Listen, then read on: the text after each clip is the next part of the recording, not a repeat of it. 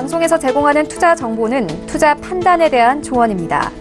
방송에서 제공하는 주식의 가치, 가격 상승 및 가격 하락에 대해서는 방송사에서 보장하지 않습니다. 시청자 여러분 안녕하십니까. 오늘장 내일장 일부 출발하도록 하겠습니다. 서정덕입니다. 단기간에 조정이 좀 나올 것이다 라는 이야기가 시장에 좀 많았는데요. 오늘 시장에서는 그 이야기가 다시 쏙 들어가는 모습이 포착이 됩니다. 일단 어제는 하락하고 있었는데 오늘 다시금 양시장 모두 상승하는 모습 보여주고요. 특히나 코스피가 거래소가 코스닥 대비해서 더 선전하는 모습이 오랜만에 펼쳐지고 있습니다. 외국계 매수가 거래소 쪽으로 지금 집중이 되고 있는 모습인데요.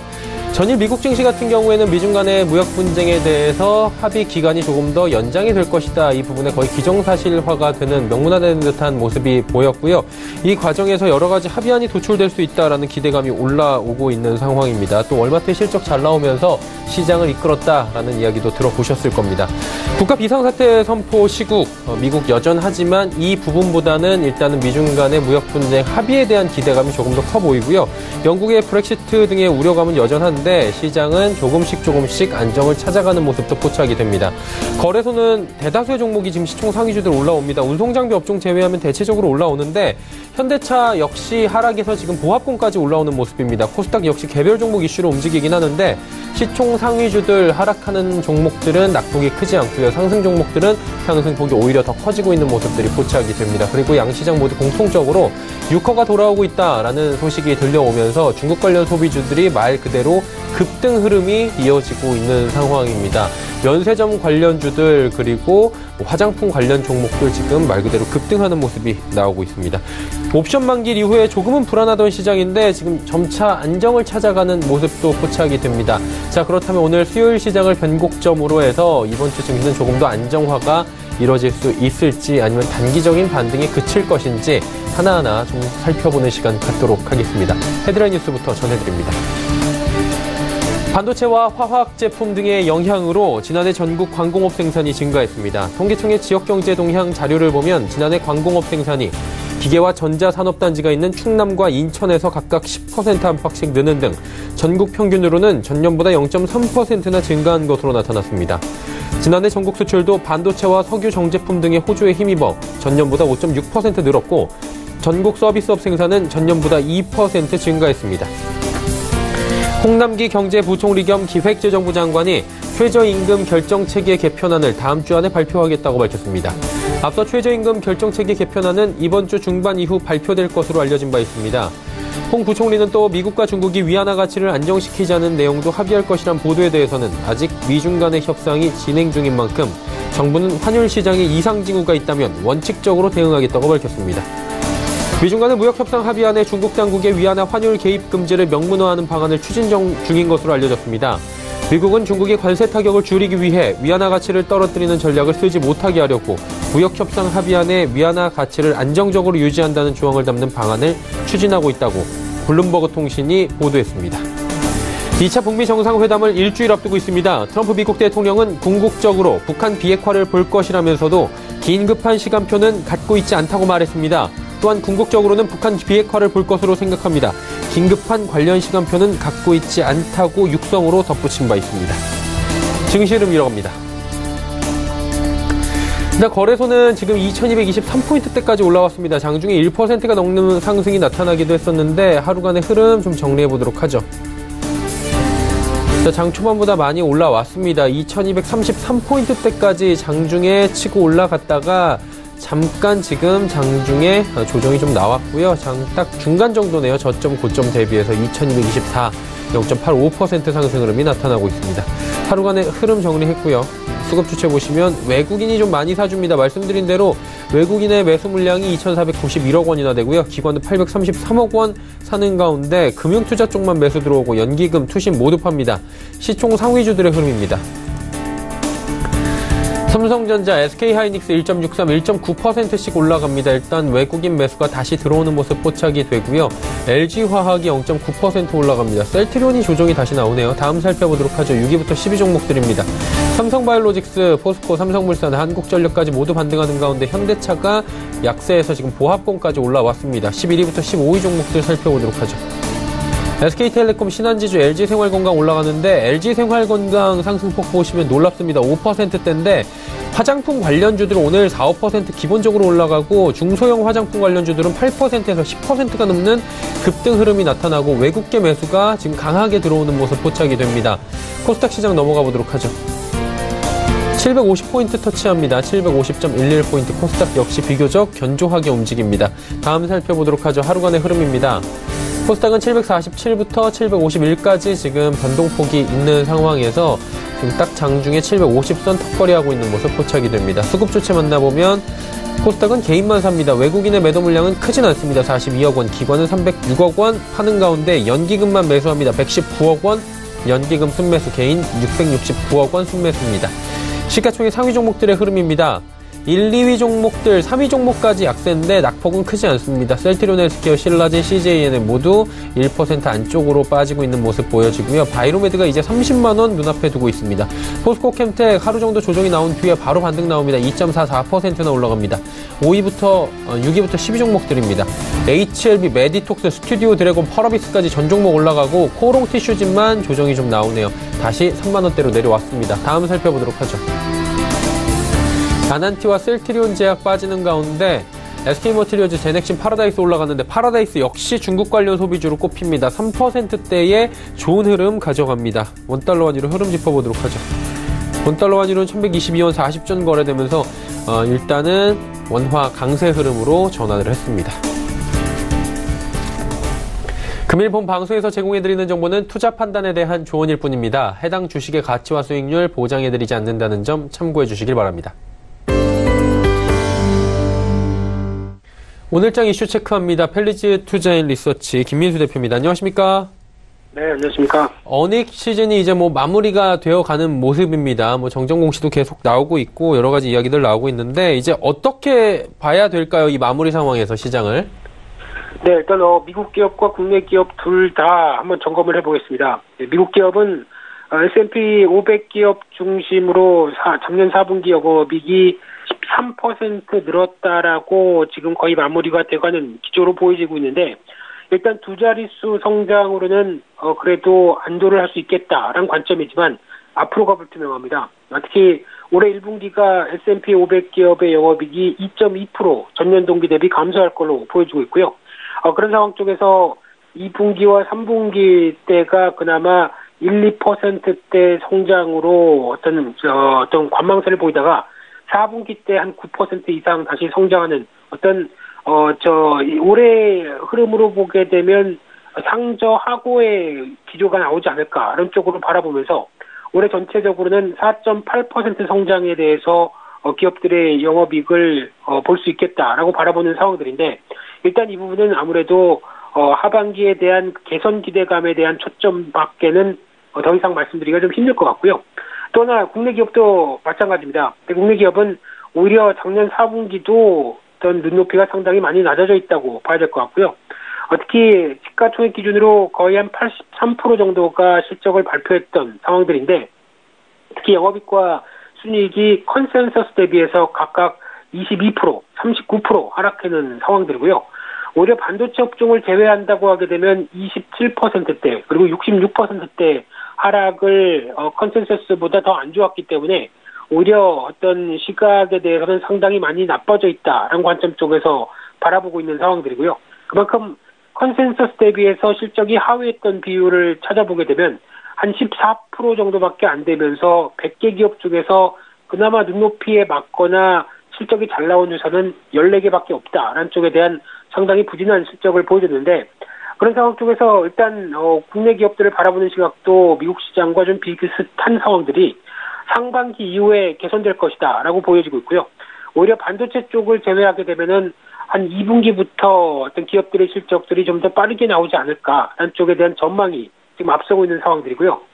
특히 지금 같은 기조 쪽에서 실적은 부진해도 주가는 오히려 그런 모습들을 따라가지 않습니다. 그렇다는 얘기는 이익 전망이 암울하게 나왔었을 때, 그리고 실적이 안 좋게 나왔었을 때가 오히려 주가는 바닥권이 아니냐, 특히 더 나빠질 게 없다라는 인식 속에서 바뀌고 있다는 쪽으로 봐야 될 것 같은데, 따라서 결론적으로 미국의 종목들도 마찬가지고 한국 기업들도 마찬가지겠지만은 일단 가장 중요한 부분들이 무역 협상과 관련된 어떤 합의가 이끌어져야 글로벌 지표가 개선되는데 일조를 할 거고요. 그러면 국내 기업들도 다시 수출이 증가하는 변화가 나오면서 반전이 일어난다는 관점으로 봤을 때는 일단 지금 목 빼고 기다리고 있는 무역 전쟁과 관련된 합의가 가장 어떻게 보면 중요한 변수로 떠오르지 않을까. 그래서 상조하고에 대한 기반이 마련되지 않을까. 이런 쪽으로 바라봐야 될 걸로 보여집니다. 국내 그리고 디스플레이 산업에도 지각 변동이 좀 일고 있다라는 소식들이 있는데 이 내용도 좀 전해주시겠습니까? 네, 요즘 디스플레이 OLED 관련주가 상당히 뜨겁습니다. 주가가 연초부터 반도체만 IT냐, 우리도 IT다라는 관점 쪽에서 주가의 상승폭이 상당수 진행이 되는 상황들인데 가장 핵심적으로 말씀드릴 부분들은 이제 중국이 격차를 좁히기 위해서 상당 부분 따라오고 있다라는 쪽으로 보시면 될 것 같고요. 중국이 반도체 관련된 쪽에서 그 반도체 굴기에 좌절하는 모습들이 나오다 보니까 디스플레이만은 질 수 없다라는 쪽에서 정부의 대규모 정책적인 지원과 함께 가파르게 설비 투자가 이어지고 있는데 우리나라 상대적으로 좀 선도적인 입장을 차지하고 있는 우리나라 입장 쪽에서는 아직까지는 격차가 있는 상황 쪽에서 무섭게 따라오는 모습이 보이다 보니까 국내에서도 어떤 투자가 좀 강하게 진행되고 있죠. 그러다 보니까 오히려 지금 OLED 관련된 쪽에 대한 흐름들은 아무래도 지금 시장을 바라보는 시각이 한국과 중국이 설비 투자를 강하게 늘린다. 그러면 그에 따른 가장 큰 수혜는 장비와 부품 쪽이 아니겠느냐. 이런 관점 쪽에 대한 흐름들이 가장 높다고 봐야 될 것 같고요. 그런 관점 쪽에서 삼성과 LG 모두 삼성 디스플레이는 한 올해 5조 원대 그리고 2020년대는 7조 원대 투입할 걸로 보여지고 있고요. LG 디스플레이도 OLED 매출이 올해 30%대에서 2021년 50%를 견인하기 위해서 올해 8조 원, 내년 4조 원대를 투자할 걸로 보여지고 있는데 게다가 또 새롭게 등장하는 폴더블 폰이죠. 이와 관련된 플렉서블 관련된 아몰레드 시장도 IH마켓이라는 시장조사기관은 연평균 20% 성장할 것이다. 라는 관점 쪽으로 눈이 돌리고 있는 상황들인데 따라서 이런 전반적인 한국과 중국의 시장이 선점하기 위한 여러 가지 전략적인 본격화되는 모습들이 나온다라고 하게 되면 이런 어떤 현상 때문에 OLED 쪽이 빅사이클에 진입했다라는 분석도 나오고 있는 상황들이고요. 따라서 앞으로 이제 대규모 투자를 통해서 충분한 수율이 이끌어지는지 이 부분을 확인할 필요가 있는데 아직까지는 실적 대비해서 어떻게 보면 주가가 약간 앞서간 경향이 있습니다. 기대감이 좀 더 커져 있다고 봐야 되겠죠. 그런 관점 쪽에서 아직까지는 작년의 실적이 부진했고 올해 얼만큼 실적이 개선되는지 확인되지 않는 시각 쪽에서 주가가 올라왔다는 쪽으로 보게 되면 일단 지금 가격대 한 단계 레벨업된 가격대에서 쫓아가기는 좀 힘들다. 그래서 조정 시에는 관심을 가져보자 하는 전략적으로 말씀드려보고 싶고요.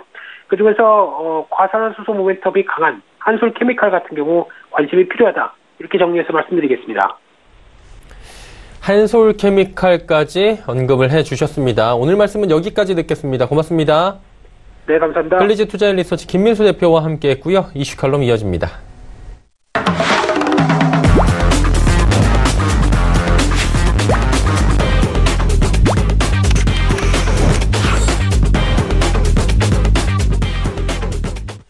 이슈 칼럼 바로 이어갑니다. SPM 김형진 대표와 함께하도록 하겠습니다. 대표 안녕하십니까? 네, 안녕하십니까? 네. 지난 옵션 만기일에 동시호가는 또 오랜만에 어마어마한 물량들이 주고받는 진짜 뭐 실로 이런 장이 언제 있었나? 예전에 그 메리츠였나요? 어디에서 한번 메릴 린치인가 하여튼 폭탄 투하한 이후에 이런 적이 거의 없었던 것 같은데 그러다 보니까 그 이후에 좀 하방 압력이 있을 것이다 했는데 생각보다 빨리 끝나는 느낌인데 오늘 상승으로 어느 정도 매물 소화가 됐다고 보는 게 맞습니까? 네, 그렇게 보고 있습니다. 그리고 그때 방금 전에 말씀하신 폭탄 던진 그 주체는 7로 끝나는 증권사는 맞는데 도이치였습니다. 그리고 이번에 그 옵션 만기일 같은 경우는 거꾸로 이제 올라가는 그런 모습이 나타났고요. 코스피 200 기준으로 그날 2월 14일이요. 고점 형성한 게 288.68포인트이기 때문에 오늘 장중에 거기를 넘어섰고요. 물론 지금은 넘어선 다음에 1포인트 정도 다시 빠지는 그런 모습 보이고 있습니다. 오늘 너무 급상승을 또 보였었던 것이 사실이고요. 그리고 매물이 여긴 항상 두터운 매물대라고 말씀을 드려왔었고 또 오늘은 이 두터운 매물대에 대해서 좀 더 자세히 설명 말씀을 드리도록 하겠습니다. 옵션 만기일 같은 경우를 일단 정리를 해보면은 일시적으로 수급 쏠림이 나타났었는데요. 그날의 수급이 그 해당 주체가 아니면은 참여한 사람이 아니면은 사실 정확하게 분석은 불가능하죠. 하지만 화장상품 만기일이었기 때문에 흔적이 남죠. 화장상품 포지션에요. 그래서 그날 움직임의 특이 상황은 미니 선물 쪽에서 나타났었는데 금융투자가 그날 옵션 만기일 날 한 19,900계약 정도를 매수를 했고요. 어제 그제 양 이틀 동안 19,900계약 정도 거의 비슷한 물량이 매도가 나와서 어제까지 일시적 수급 고임 화장상품 쪽은 해소가 됐다. 이쪽 주식 쪽으로 들어간 물량이야 다시 정확하게 해석을 할 수가 없습니다. 이게 ETF 설정 때문에 들어왔었는 건지 고유 계정으로 들어온 것인지 그거를 당사자가 아니면 파악할 수가 없기 때문에 흔적이 남아있는 화장상품 쪽에서 찾아본다면은 거의 그때 만들어졌던 수급의 꼬임 이것이 어느 정도 해소가 됐다 이렇게 볼 수가 있겠고 미니 선물 같은 경우가 개인의 비중이 상당히 낮습니다. 한 7%밖에 안 됩니다. 코스피 200 그 선물은 20% 정도 주체 비중을 차지하고 있는데 미니 선물은 워낙에 개인 비중이 낮기 때문에 금융투자하고 외국인 간의 거래가 대부분입니다. 그래서 이러한 어떤 특이 움직임이 나타나면은 바로바로 체크가 되죠. 그래서 이렇게 좀 체크를 해보면 되겠다라고 생각이 되고 옵션 만기 이후에 우리 시장이 좀 상대적으로 약세를 보였었던 그런 측면이 있었는데 그것이 오늘 좀 만회가 되는 그런 흐름으로 좀 이해할 필요가 있어 보이고 그렇기 때문에 장중에 좀 오버해서 올랐다가 좀 밀린다 이렇게 보시면 될 것 같습니다. 전고점을 또 넘어섰다라고 해서 들어오는 매수세도 있었을 것으로 추정이 되고요. 해서 또 이 자리가 단순히 그 옵션 만기일에 만들어졌었던 고점뿐이냐라고 놓고 보면 그거와 더불어서 이제 200평선도 근접해 있죠. 2238포인트에 위치하고 있고요.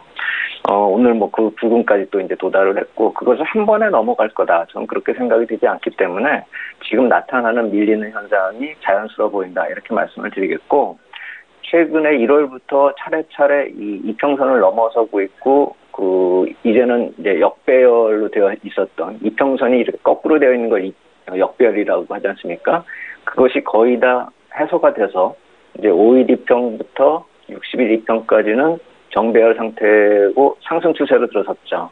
그래서 하락하고 있는 이 120일 2평, 200일 2평 이쪽에 장기 2평선을 돌파를 하면서 골든 크로스가 차례로 나타나고 있거든요. 그래서 그럴 때마다 조정이 발생이 되고 있고요. 그렇다면 자연스럽게 그거를 이해를 해야 된다는 것이죠. 골든 크로스 때 나타나는 조정은 그리고 매수 타이밍이 정상이다. 이 점을 좀 활용할 필요가 있겠다. 이렇게 말씀을 드리겠고 그래서 뭐 지난주에도 말씀을 드렸지만 데드캣 바운스나 이 베어리시 마인드는 지금 투자 전략에는 약간 좀 맞지 않는다 이렇게 말씀을 드리겠고 2200포인트 부근에서 지금 계속 상승과 하락을 한 20-30포인트 위아래로 이렇게 진폭을 보이면서 반복을 하고 있죠. 그래서 이러한 시장을 보는 관점이 두 가지로 나뉠 수밖에 없습니다. 상승을 못하는 거냐 아니면 하락하지 않는 것이냐 이게 말장난 같지만 같은 모습을 투자 심리에 따라서 반대로 해석을 하는 것이죠. 제 생각에는요. 긍정적인 관점으로 봐서 하락하지 않는 상황으로 이해하는 것이 맞지 않을까라는 생각이 들고 계속 상승을 시도하는 그런 시장의 모습이 연속되지 않을까 그렇게 본다 이렇게 말씀을 드리겠고 아까 말씀을 드렸듯이 1월부터 계속 10일 이동평균선은 계속 타고 올라오고 있습니다. 해서 종가상으로 10일 이동평균선을 이탈하는 그 이전까지는 강세 마인드가 적용되는 것이 맞지 않을까 유지할 필요가 있겠다 이렇게 말씀을 드리겠습니다. 네, 일단은 현 시장에 대해서 말씀을 해주셨는데 약세장으로 전환했다기보다는 11선 위에서 움직이고 있기 때문에 조금은 긍정적으로 볼 만한 근거들이 더 있다라고 정리를 해주시는 것 같습니다. 자, 그렇다면 이제 매수세를 좀 봐야 될 것 같은데 사실 외국인이 얼마만큼 사주냐에 따라 우리 시장이 움직이잖아요, 요즘에는. 오늘 보니까 거래소 좀 많이 사더라고요. 코스닥도 뭐 파는 물량이 많지 않고요. 어느 정도 유동성이 좀 외국인을 통해서 확보가 된다고 봐야 되는 겁니까? 네, 맞습니다. 이게 오늘은 뭐 한 2천억 정도 매수가 좀 거래소 쪽에서 들어오고 있는 그런 모습이기 때문에 2월 7일 이후에는 사실 별로 그렇게 매수세가 강하지가 않았습니다. 거의 매도세였다 이렇게 봐야 되겠죠. 그래서 9일 만에, 그러니까 1,000억 원 이상 순매수하는 것이 9일 만에 이렇게 들어오고 있다. 이렇게 볼 필요가 있어 보이고, 그리고 또 이것이 비차익 매수로 거의 들어오고 있습니다. 비차익 매수가 3,070억이 지금 들어오고 있고요. 거래소 전체적으로 2,500억이 들어오고 있는데 3,000억이 비차익이기 때문에 이 경우 같은 경우는 이머징 마켓 관련 펀드로 글로벌 유동성이 유입됐다 이렇게 추정을 할 수가 있겠죠. 그냥 사는 거라면은 저렇게 프로그램 비차익 매수로 살 필요가 없을 테니까요.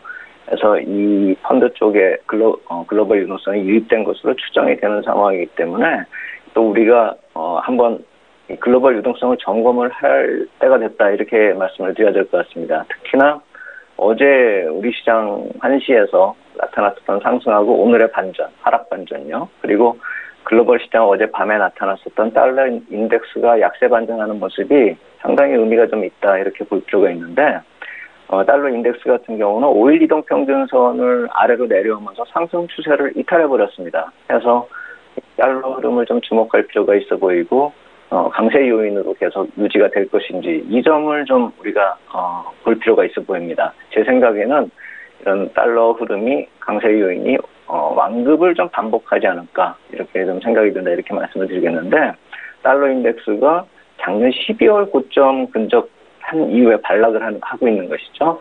97레벨 중반에서 반락을 하고 있는데요. 그래서 일단 반락을 하고 있고 상승 추세를 이탈했기 때문에 약달러로 들어서고 글로벌 유동성이 이머징 마켓 쪽으로 들어설 만한 환경 요인이 되긴 됐는데 문제는 뭐냐면은 다음 주에 브렉시트 관련한 이슈가 또 26일 다음 주 초부터 이게 줄줄이 있죠. 26일 이후하고 협상을 한 다음에 2차 투표 예정이 돼 있고 그 이후에도 좀 텀을 두면서 3월 말까지 관련된 그런 이슈들이 주기적으로 좀 일정이 잡혀 있기 때문에 아마도 달러 흐름의 변수로서 작용이 되면서 당연히 유로화 쪽이 약했다가 강했다 할 테니까요. 그래서 완급 조절의 변수가 되지 않을까. 아까 말씀을 드렸듯이 우리 시장이 일사천리로 올라갈 수가 없다라고 생각하는 이유는 우리 시장의 매물도 있지만 이러한 글로벌 유동성이 계속 강하게 탄력적으로 유입될 수 있는 상황이 아닐 수 있다. 반전이 되면서 반복이 될 수 있는 그런 상황이라는 점을 좀 참고할 필요가 있어 보인다 이렇게 말씀을 드리겠고 또 하나는 미국 국채 입찰 제가 한동안 이 일정에 대해서 점검을 안 해드렸는데 왜냐하면은 국채 입찰의 부담이 금리 쪽을 건드리면서 이 악재로 작용하는 것이 아니라 이 금리 쪽이 상당히 좀 분위기가 완화되는 그런 상황이었기 때문에 국채 입찰에 대해서 결국 부담이 좀 적을 거다라고 해서 그동안 살펴보질 않았는데 이 달러 쪽에 영향을 미치는 그런 요인은 되기 때문에 이쪽을 한번 다시 점검을 해본다면은 2월에 11일부터 18일까지가 단기물 입찰이 3,370달러가 있었고 중장기물이 850억 달러에서 전체적으로 4천억 달러, 4,220억 달러가 있었습니다. 해서 이것이 달러 강세 요인으로 작용이 됐을 거다. 하나의 요인이 됐을 거다. 이렇게 생각이 되고요. 그렇다라고 하면 다음에 기간은 언제 또 이게 있는가 놓고 살펴봤을 때 공교롭게도 이 브렉시트 이슈하고 맞물려서 25일, 26일에 단기물이 1,850억이나 있고 중장기물이 또 1,330억이나 있어서 전체적으로 따져봤을 때 3,180억 달러의 입찰이 이틀 동안 있는 것입니다. 해서 2월 중순에는 이게 좀 스프레드 돼 있었지 않습니까? 물량이 11일부터 18일까지. 근데 다가오는 물량은 25일, 26일 다음 주 초에 또 한꺼번에 몰려있다라는 점 때문에 이런 절대 규모는 적지만 영향은 좀 더 클 수 있지 않을까라는 생각이 들고 브렉시트 이슈하고 더불어서 달러 강세 요인이 또 나타날 수 있겠다. 그렇다라고 본다면은 오늘 강세를 보인다 해서 추격 매수를 막 하는 것이 아니라 아까도 말씀을 드렸듯이 좀 반락하고 이러한 달러 강세 요인으로 인해서 수급이 좀 약해져서 반락이 나타나는 그런 타이밍을 노려서 매수 시점을 노려야 되지 않을까 그렇게 생각이 든다 이렇게 말씀을 드리겠습니다. 자, 그리고 이제 뭐 계속해서 어떤 매물대에 걸리는 듯한 모습이 있다. 그리고 그거 어쩔 수 없다라고 지난번에 개괄적으로 지수를 따라서 설명을 해주신 바가 있었는데 이번에도 그 선에 또 도달을 하고 있는 거잖아요. 그럼 거기 맞고 또 조정이 계속 나올 텐데 그 부분은 어떻게 저희가 이해하면 좋을까요? 네, 그래서 제가 요전에는 조정을 들어간 작년 하반기 이후에 매물대를 분석해서 말씀을 드렸고 그것이 최고치 높이를 봤을 때 2290포인트 정도로 해가지고 분석을 했었죠. 그런데 이제는 그 다음 매물 단계의 매물을 해소하는 그런 움직임이 나타나고 있기 때문에 작년 1월에 고점을 형성한 이후에 전체적인 매물대를 분석을 해보니까 2420에서 2470포인트 매물대가 그 기간 동안에 한 4분의 1 정도, 26.25%나 지금 매물이 있습니다. 그리고 그 다음으로 많은 곳이 바로 지금 진입하려고 애쓰고 있는 2240에서 2290포인트가 13.2%나 되는 것이죠. 그러니까 역설적으로 말씀을 드리면은 이쪽 2290포인트에서 2400까지는 이 또 한 100포인트 간의 구간은 매물이 별로 없다라는 것이죠. 그래서 이번 2240포인트의 매물을 소화를 하게 되면, 그리고 악재가 추가적으로 나타나지 않는다면 우리 매물대만 분석을 해봤을 때 2400포인트 레벨까지도 상승이 가능하다는 것이죠. 근데 우리가 2100포인트 매물 소화를 거친 다음에 2200포인트까지 훌러덩 이렇게 빨리 온 그런 모습이 있는데, 그거보다는 빨리 오지 못할 것이 그 당시에 매물은 한 10% 정도밖에 되지 않았었던 그런 구간이고, 지금 2290에서 2390포인트까지는 그거보다 한 70%가량 좀 큰 물량입니다. 한 18% 정도 되거든요. 그렇기 때문에 지나간 매물 해소 과정 이후에 빠르게 나타났었던 모습이 또 반복이 되면서 2400포인트까지 빠르게 가지 않을까, 이렇게 보기에는 좀 힘들다. 이번에는 넘어서더라도, 최대 매물대를 넘어서더라도 속도는 좀 둔화될 것이다. 이렇게 보시는 게 맞겠고, 또 한 가지 말씀을 드리는 것은 이 2060에서 2110포인트까지의 15% 정도의 매물 소화 과정을 10월 말부터 1월 초까지 거의 3개월이 소요됐다는 점을 감안을 한다면은, 지금 2200포인트 레벨이 그거보단 매물이 좀 적다 하더라도 도달한 지가 지금 한 3주 정도밖에 되지가 않습니다. 거래일수로 따져보면 더 적을 테고요. 한 열흘 정도 될까요? 그렇기 때문에 거래일수하고 기간을 따져본다면 3월 초중순까지는 이러한 조정이 반복이 되지 않을까, 매물 소화 과정이 필요하지 않을까 하니까, 바로 이렇게 올라간다 해서 쫓아가서 매수하다 보면은 거꾸로 좀 물리는 그런 경우가 생길 수가 있기 때문에, 매물 소화 과정은 앞으로도 좀 지속될 필요가 있기 때문에 저점 매수, 조정시 매수 쪽으로 우리가 좀 전략을 세워야 되지 않을까, 이렇게 보인다, 이렇게 말씀을 드리겠습니다. 네. 일단은 매물 소화 과정에 있는 두 번째로 많은 매물대가 현재 구간이기 때문에 지금 어느 정도로 좀 밀렸다, 올라갔다 하는 모습을 보인다, 이해가 가는데, 자, 이제 종합적으로 봤을 때 대응 전략을 어떻게 가져가는 게 좋을지 한 말씀 들어볼까요? 예, 상승할수록 매물 부담은 좀 커진다. 그러니까 서둘지 말자, 이 말씀을 드리겠고요. 다만 10월에 발생했었던 하락갭을 메우는 목표로 삼았었던 그런 분석들도 있습니다. 그런데 10월에 발생했었던, 작년 10월에 발생했었던 하락갭을 메웠다면 빠르게 하락을 해야 될 텐데, 지금 그것이 아니기 때문에 지금 단순한 반등을 넘어서는 흐름으로 좀 인식할 필요가 있겠다, 이렇게 말씀을 드리겠고, 6월부터 급락했었던 구간이 2400포인트입니다. 그렇기 때문에 그 당시에 기업 실적 악화나 경기 하강의 부담 때문에 내렸다라고 한다면, 지금 나타나는 시장 흐름이 기업 실적은 바닥을 치고 경기도 저점에서 바닥권을 통과하는 그런 과정으로 가정을 할 때, 대세 상승은 아니었어도 그 펀더멘털 악화 때문에 나타났었던 하락 구간은 어느 정도 회복할 필요가 있지 않을까, 가능성이 높다, 이렇게 말씀을 드리겠고, 그렇기 때문에 매물 소화 과정을 보고 또 다시 폭락하면 어쩌나 하는 그런 공포 심리보다는 추가 상승을 위한 좀 필요한 과정이다, 이렇게 인식하고 상승을 기대해 볼 필요 있다, 이렇게 말씀을 드리겠고, 오늘 특징이 하나 나타나고 있는 것이 지금 60일 신고가의 경기 민감주가 많이 등장하고 있습니다. 화학업종 대표주들도 같이 나타나고요. 유통이나 화장품, 제지 쪽에 다수 업종 내 대표주가 이렇게 나타나고 있다면 좀 주목할 필요가 있습니다. 그쪽이 수급이 개선이 되고 있고, 향후에 이 어닝 시즌에서는 이러한 종목들이 지속적으로 좀 부각되지 않을까라는 생각이 들기 때문에, 우리가 지수가 상승할수록 좀 접근해야 될 종목이 줄어들 것이다, 이렇게 말씀을 드렸죠. 오늘 기준으로 60일 신고가 이들 종목, 경기 민감주 쪽에 좀 관심을 가져보자, 이렇게 말씀을 드려보겠습니다. 네, 경기 민감주 쪽으로도 관심을 들어도 괜찮겠다라고 오늘 정리를 해 주셨습니다. 오늘 말씀은 여기까지 듣겠습니다. 고맙습니다. 예, 감사합니다. 네. SPM 김형진 대표와 이야기 쭉 나눠봤고요. 오늘 나눠본 이야기들 다시 한번 정리해드립니다.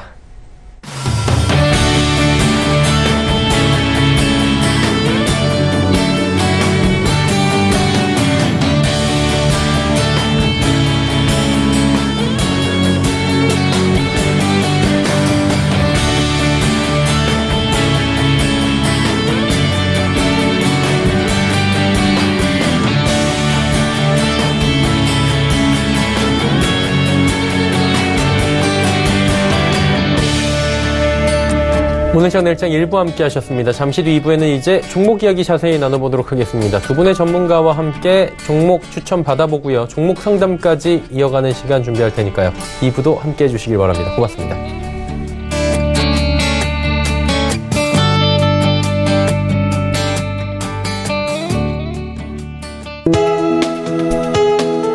본 방송에서 제공하는 투자 정보는 투자 판단에 대한 조언입니다. 방송에서 제공하는 주식의 가치, 가격 상승 및 가격 하락에 대해서는 방송사에서 보장하지 않습니다.